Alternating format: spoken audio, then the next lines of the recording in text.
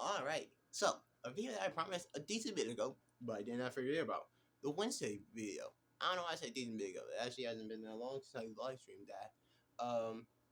I first recorded this, and fun fact, I was like, we're gonna get inside this portion, but maybe not in this video. Maybe so. Just depends on how long it takes until and then the video cut out. So I deleted it so I had space.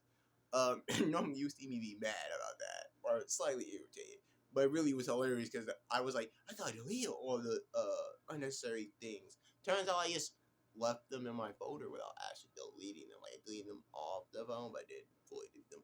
But anyways, let's talk about Wednesday, right? Now, I would like to say to start off with, I'm not here to talk about Wednesday's a good Wednesday storyline. Adam Family storyline. There's a YouTuber that did that. I didn't watch his video. I don't know. I keep looking over here as if I have it booted up. I did not have that booted up, but like I not really an expert on Wednesday Adams or just the Adams in general. I know like the general story beats of the characters and how they shit at, not only from how people describe them, also from how people make jokes about them, but also from how people post about them. But more importantly, I have seen two really bad Wednesday Adam Family storylines be the anime films. They are baffling. There are not many being movies out. Like I had to blow my brains out than watch this, and most of the time it's extremely childish movies. But even then, typically they're also really, really, really, really badly animated. And it shows because that's one of the movies that I was like, I think I blow my brains out than watch this. Especially the sequel. The sequel was extremely bad. Um, and like you can say that the first one's in character, whatever. The second one is definitely not in character because let me tell you, from what I understand, from what I also seen from the Wednesday, so I'm pretty sure I watched three of them. I don't know if I fully watched one of them. The other one, I'm pretty sure I didn't fully watch, and then one of them I did fully watch. Right, so I seen three of the live action movies. Right, I'm pretty sure there's enough for me to say that. Maybe I'm wrong. I only saw two. I forgot how many I seen, but like you know, I have seen some in the media, and I can tell you that like if Wednesday wasn't there, first of all, there's no way Wednesday isn't their child. That's one of those things where like I don't think the creative liberty there is worth what you did, but like knowing that aspect of Wednesday definitely being their child, they wouldn't care.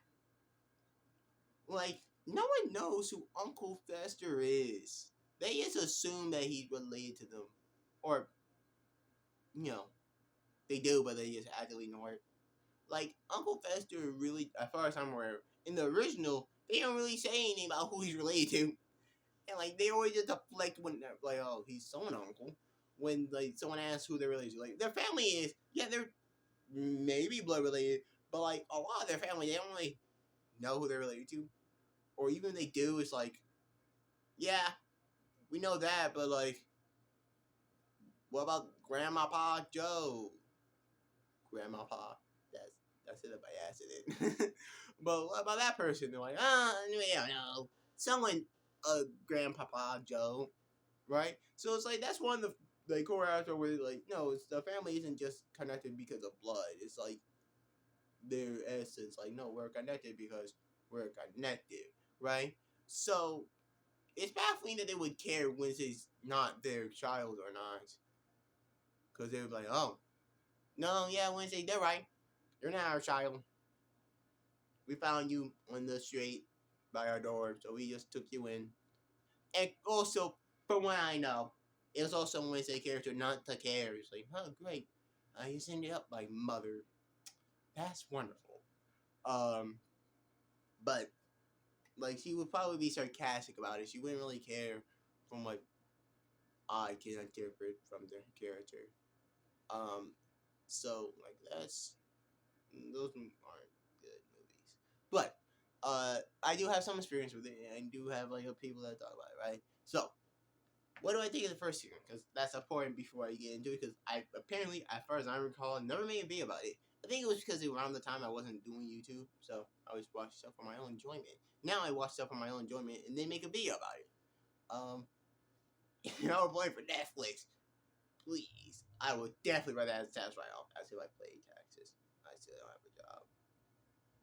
But anyways, um, the point of it is like I have to talk about that before we get into the season. And yeah, I like the first season.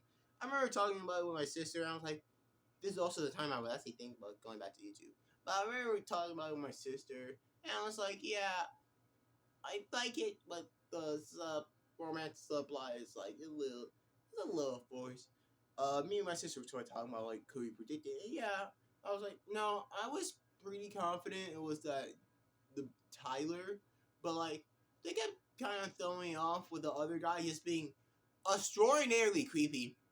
Let me tell you, from what I understand, that character actor is also creepy, and that's why he's not in the second season of the show. Um, but like I was like, yeah, I do like it though. But like the romance stuff, I feel extremely forced. And then we also make a joke, and I think this also still applies in this season. It's a lot better in this season. There is a little bit of a romance subplot in between Wednesday and Tyler, and it's a lot better this season, right?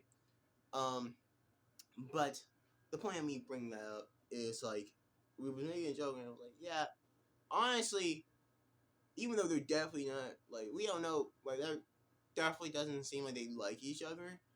Um, it feels like Wednesday and Enid would make a better couple than any other guys. Than any other guys you're supposed to be liking. That still stays up in the next season. But like it's at least better in this season. I think one of the reasons why season one kind of felt a little like okay, this is forced because they was trying to paint the like they were trying to make it a subplot that they have and like Wednesday you're attracted to death and whatnot.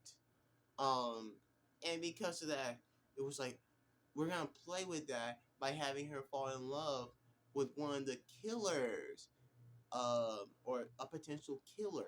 Well, it was one of the killers, but like the point was like, oh, you know, potentially she's dating or falling in love with one of these people that's gonna kill her or trying to kill people, right? And like to do that, they was forced to make the subplot romantic subplot, which is decent at best. Um, I will say, I'm a little disappointed that it's not better than it is because if I recall correctly, I could be wrong about these films, but I'm pretty sure Tim Burton did make Frankenweenie and The Corpse Bride, which I know The Corpse Bride is the best example of a romance story because the fact that he does, you know, is kind of forced to marry a corpse. But like outside of that, even that aspect, it's like no, they have a good relationship. Right after he get over the fact that he had to marry her, he was like, "Yeah, no, actually, you know, you're a really nice person. I wonder why you died." Right? But second, when you have like a cute storyline, romantic storyline, it's not the main plot focus, but it has a cute one, right? So I'm like, I wish Tim Burton had like a little better writing process. But if I recall correctly, he's the producer, not the writer, so you can actually blame on the writer instead. But I don't know who wrote it. Um, but like you know, the first season was really good. It did feel a little bloated, but this season doesn't really feel bloated at all. I will say that it feels like everything is for a reason. The lines are for a reason sometimes. Not really a foreshadowing reason, but they do feel like they flesh out the character. But like overall, I do like the season, the first season, and I do like the second season too. I do have a little bit of complaints, but not too many. First of all, I want to talk about the one that I'm pretty sure most people are going to complain about. I haven't watched the video once again, but the is Wednesday Adam a good Adam Family storyline? Probably would not like this because the thing they do thing I like it. I think it's very good for like what the story they were going for. You want an example of like story material going like the adaptation or like a different version of that going off book and like still being good. I mentioned Korra in the first video, but I'm gonna be honest, Korra wasn't the best example because the more you think about it, the worse it gets. But How to Train Your Dragon isn't really anything like the original. I have read like the first chapter of the original, but then I just dropped it for no reason. I just stopped reading it. But like, it's not really like the original from what I can tell, at least within the first chapter, and from what people have told me. But it's just a good adaptation. Same thing with Iron Giant. Both of those are really good and beloved stories but yet they're not really like the source material for like some aspects, and I would say in the most part. Um, so it just means like, hey, you can make your own creative choices while still being good and faithful, right? And I think what they did with Thing is kind of disfaithful, but not completely. So one of the key things about the Thing is that no one knows where he's from and whatnot. And they kind of go against it by making him Nigma Hand. But I think it's worth it because one, the Thing and everyone else in the family outside of Gomez and Morticia does not know where he's from. So the like general storyline does still hold true, but it also makes sense because it makes sense in the story. You know, you're giving this machine that can literally like giving people that can shock people back to life. Yeah, no, maybe they can shock the hand back to life. And then also foreshadow well. In the first video, I didn't really recall this, but they have a ring scene that Igni get from the clock tower, the one where Igni I forgot the guy's actual name, so I keep calling him by the regular name. I'm pretty sure it's that name because Thing is an analogy of his last name. I think that's the right word where they shift the letters down. But anyways, Nigma, right? Like from the clock tower where Nigma died at, right? Well, not died at because technically we were flying, but it's the point where he died at. So it makes sense.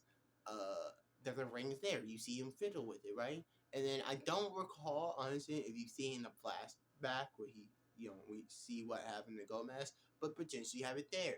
You also have the connection that I was pointing out, where it's like a few episodes, or like an episode, maybe a few minutes, before you get the reveal that he's a part of Nigma. You have him talking to someone who is alive because of Igma and has connection with Igma in this circle, which I really like because it was really funny too, and has some great character development, which is something I want to mention. They have great character development all around. I would say wait, as to be expected because of the fact that it is a build upon the first season, more character development, better character development. But yeah, so I like it, right? That reveal for Thing being the part of the hand, right? Now, still, once again, we're going to get into science later because I'm pretty sure that wouldn't work scientifically speaking, but that doesn't really matter. At least with the Thing, I like the fact that, like, that doesn't matter. No one questions how he's still alive. No one questions how any of these human body parts are still alive, which is really funny. And I like it, right? So, annoying, I mean, like I still get if someone mad, like, that's not really my thing, because that's pun not intended there. That's not really my thing because of the fact that like it's not necessarily one to one to how it's pictured. But I think it's worth it. But like I do like it. But once again, some of my complaints. I okay.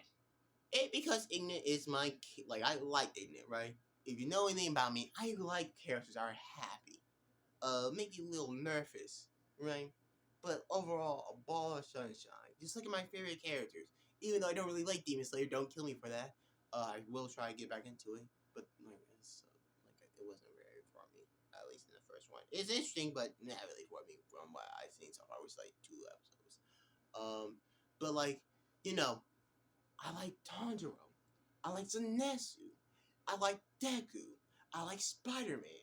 Any version of Spider Man is in 2099. The 20 doesn't matter. One of the most consistent thing about Spider Man 2099, it doesn't matter which version you're going with. He's a bitch. He's a cold. He's a bass. But he's also a bitch nigga. But that aside, also I forgot to put a spoiler here, but it's titled Wednesday Review, so you should know that. And in case you're like swearing, because I don't swear much. Like yeah, I know I can swear too. But that's the other point. The point is right. Like I do, don't like the fact they made her a cheater. It does make sense somewhat, but like I don't think that's really worth it because it's like But it makes sense in the storyline because she's still a teenager, and that's definitely something a teenager would do. It also makes sense her character being incredibly awkward, so she is nervous to tell the truth. But like, I still don't really like it. I think they could have done better. I especially think they could have done it better because they backpedal kind of hard. So they don't make her go back with the like original person she was dating, right? And that's good. That actually really good writing right there, right? But like they backpedal by making the other guy a cheater. And don't get me wrong, hey, you're cheating with someone and then they cheat on you. That should be expected. But like at the same time, such a incredible backpedal. I feel like because of the fact that like there's no hints towards that, none whatsoever. We don't really get much of the guy, but like there is literally I don't think there's any hint towards that whatsoever. And then suddenly just the reveal that he's a cheater, right? I think that's a incredible backpedal. To make it like, oh no, don't worry, she also got cheated on, so karma. But like it doesn't change the fact that she is cheated first. But I digress. That may be something less important to other people. But and once again, it's like yeah, they're in high school, so that makes sense. Um, so that's one of my complaints. Another one is like I do think they did the romance subplot better this season because there are less people, but like I do feel like it was kind of weird to make Wednesday just suddenly have a boost of power just to take it away. I do understand that she's very excessive and does would definitely abuse her power. I do like that storyline, but like upon thinking about it, like yeah, she has Goody Book, so now she can get a better handle on it, and she's not investigating stuff. Actually, no, she's still investigating stuff. Hmm. But like she has Goody Book now, which I don't know. I'm pretty sure she only gets that at the end season, so that makes sense. From like, oh yeah, Goody Book is the reason why she has her explosive power boost. But like at the same time, it's like, hey, yes, she's a prodigy. Yes, she is a strong psychic. They mentioned that multiple times, and yes, Goody was also a strong psychic. So it does make sense for her to have that explosive power boost. But I feel like it wasn't really necessary to do that because it's like you start the season with her being like, I master my power, and then the next episode is like, actually the same episode is like, I can't use my powers. Good storyline. I feel like you didn't need to make it so she was such a like, oh, she can use her psychic ability so well that we have to write it out. But I get it. I also do like it because of the fact that like once again, one of the major complaints that other people have from the first season, and I do think is like accurate, even though it wasn't much of a complaint to me, is that Wednesday isn't a good detective in the first season. She just uses her psychic powers. That still continue here, but not like the psychic power abuse. It's just she's not really a good detective. But hey, that's whatever. Um, but yeah. So throughout most of the season, I will find it really good. The part where I actually have complaints about that I think are actually like not just nitpicks and whatnot. I think the part where I have a complaint come down to the end. The ending, in my opinion, makes zero sense for multiple reasons. Right? Let's actually talk about why for multiple reasons the ending makes zero sense. First of all, I like the ending. I don't want to be confused with like the fact I don't like it. I do like it. But there are some inconsistencies that I think doesn't make sense, right? The first problem is even though Paisley is an idiot, they mentioned that multiple times, Paisley is still kind of smart. Paisley does have a good amount of control with electricity and whatnot. Why is Paisley trapped in change? I, as someone who knows engineering and science, right? The worst thing you could do when you're dealing with someone who has electricity powers is to trap them in a metal chain. Doesn't matter what type of metal it is. Most metal are conducted to some degree. If not, they also have a low melting point, because they're I'm messing this up. They either have a low melting point, not really good, conductive, which most metal are, especially conductive to heat, or guess what? Not very strong. Take for instance, steel. That is both conductive to heat and electricity. Is that as good as a conductor as copper when it comes to electricity? No. But hey, guess what? It still does conduct. So it's like, why do you trap them in these chains that have electricity. Because there's, in case you're wondering, why is this such a big deal? Even if he can't melt the chain because of electricity, there is no reason why he can't just zap it off. And I think he try to fix this by making it seem like you can't use your power, like he can't use his powers once when he trapped in something. But like logically speaking, this makes no sense. See, the reason why I say this I think this try to be the case because of the fact that we don't see Bester use electricity when he's in his strap suit, and that could be a restriction on his powers. But quite frankly, I think it's way more likely that he just doesn't want to get out there. Or, more importantly, fun fact, the material is made in a stress suit or I forgot what the actual thing, but like, the harness that they have him in, the white harness, right? I'm pretty sure they're actually made of somewhat insulating material. You know, you can't really do it, but just in case you somehow manage to figure a way to stab a light bulb, you can't shock yourself, right? So, like, yeah, no, it would make sense. And also, it just makes sense in the story because they know he got electricity powers. Or they at least know they're outcasts who might have electricity powers. So it also just makes sense that no, they just use installations within the suit. It's just that just makes more sense. Considering the fact that all we see him need to do is that. Like we don't ever see him need to be like, blah blah blah, or yeah.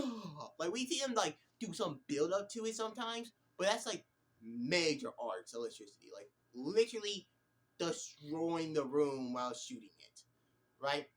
But most of the time we just see him like just zzz, and that's enough to literally blow a hole in not really steel, but like steel aluminum and knock down stop signs. That should be enough for these chains to enough to start a fire, or enough to not maybe not melt them, but enough to start a fire, which Paisley should be able to get out of because they didn't tie his feet; they only tie his hands, so he should be able to run. It's so bad, like I hate that. It's like why would he not? Like why didn't he try to escape? Now another thing is Wednesday. She was given the exact time to come meet them. This is the girl we're talking about. That in the first episode, we are introduced to her pulling out a taser, a nunchucks, nine. I don't know if she had a gun, but pepper spray. Like she's literally geared up so much to fight a normal guy. Why were her only plan to shoot Nigma with a arrow? She had prep time. They was I know he used some of the fireworks early on when the during the what the heck? During the camp episode, but I'm pretty sure even after that point they do call attention that he does have more fireworks because like that zombie that you let out, his name Nigma, right? And I'm pretty sure we see the fireworks. That never come to play, and low key I was annoyed because it was like, why didn't you use that as a trap? Honestly, if she just set up any amount of trap, then I never got back with Nigma, and more importantly, it's likely that Paisley would not have been, captured still and taken away. Is it possible that it does happen again? Yes, but at least it would make sense because she did really try her best and didn't just have one plan. And it wouldn't be too hard to set up a trap, and it wouldn't be too illogical because she has a taser. It's easy to lay a fire with a taser, and easy to set up a trap using some cords and tripwire to fire it off. I understand like the aspect like, oh, Wednesday wouldn't want her brother. That's not true. But like I understand you can make the argument for that, but like it it still doesn't make sense. Why she didn't prep for more than just that? Like come alone, perfectly fine. Why she only runs thing? No traps, really? Like you could make the argument, oh well, Nigma would have expected traps. No, he didn't. He really walked there confidently. He only expected one trap. She was like, first of all, you can make the argument that he could sense it because they have the ability to move things, so we don't really know much about how their powers work. But like, you can argument that he can sense it, but if not, he expected like one, maybe two traps. He has so much fireworks, you can tell, like at least 20 traps. Like it really made no sense. And even though Pigs like he would not die from it, Pigsley also wouldn't die from it. And what separate them? Why didn't you think about that? And also mean that it didn't want to transform. So it's like very annoying. Like the same thing happened last season, right? But a little less so because of the fact that at least it was actual fighting. So she is a high schooler fighting like adults and monsters. So it does make sense that she lost. But you can make like I mean don't recall why, but I remember the last season also having kind of weaker ending. But like this season I would say like is literally like there were like two obvious solutions. Why didn't you do it?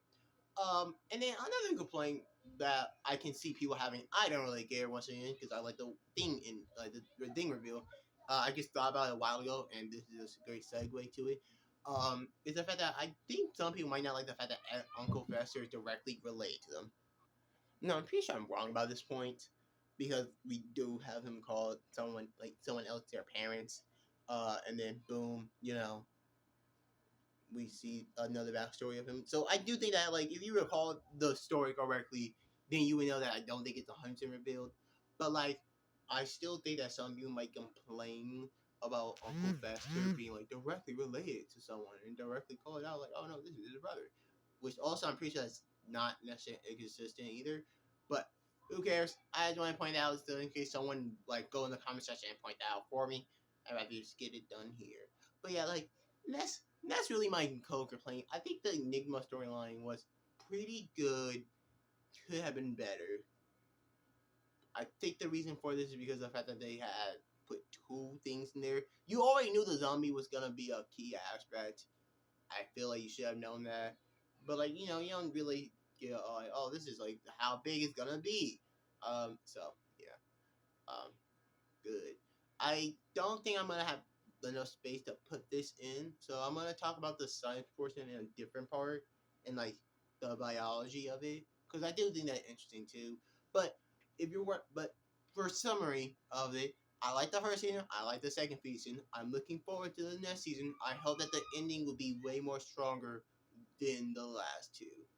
But yeah, if you want like some type of rating, I'll say it's like 9 out of 10 on acting, 8 out of 10 on story. Uh, I'm gonna say 8 out of 10 on like no, I'll say like 9 out of 10 on like eight no 8 out of 10 on like how accurate is a Wednesday family, like the Adam family. But hey, I don't know much about it. Let me know what you think in the comments below. This is probably the longest video I've ever recorded on my phone, so I hope you enjoyed it. And we will be back with a little more shorts later today. See y'all next time.